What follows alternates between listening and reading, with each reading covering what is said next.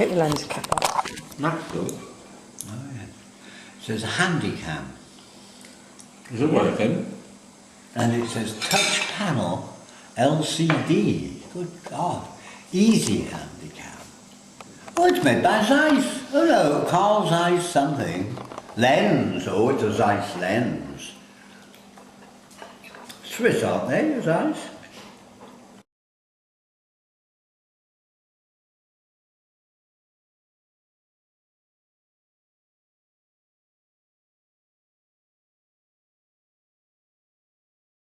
Yes, but you don't realise it. At first it seems to be about life at school, and though slightly too protracted, I felt, its actual description of what it's like to have friends and constantly shifting alliances. That was very, very impressive and real. The actual situation where people have been created in order to provide spare parts for people who are ill.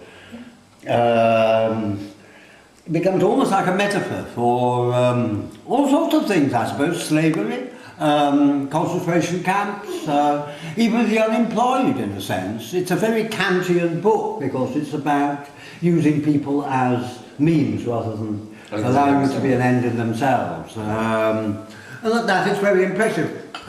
I feel like a lot of his books, it's much too concerned with plot, and therefore I think all plot-centred books really reduce the interests of character.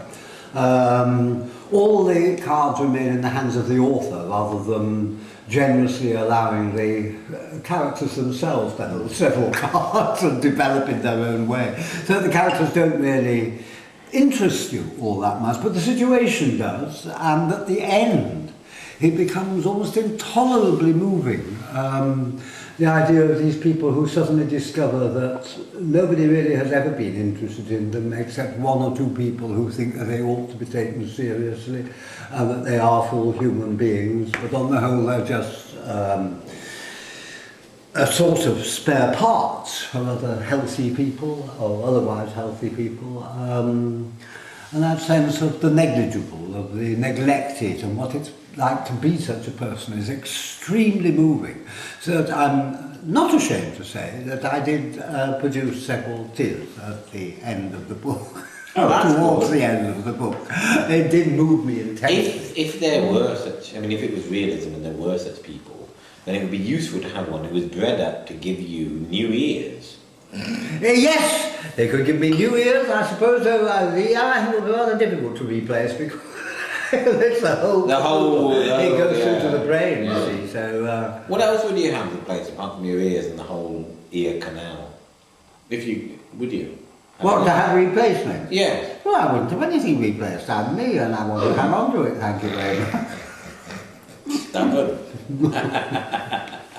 I don't really agree with all You're not tempted to go for pieces. Botox or anything like that? No.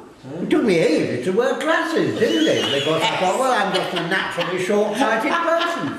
That is true, yes. Did take you, how many years would you say? Yeah, years and years and years. Decades. Is that vanity?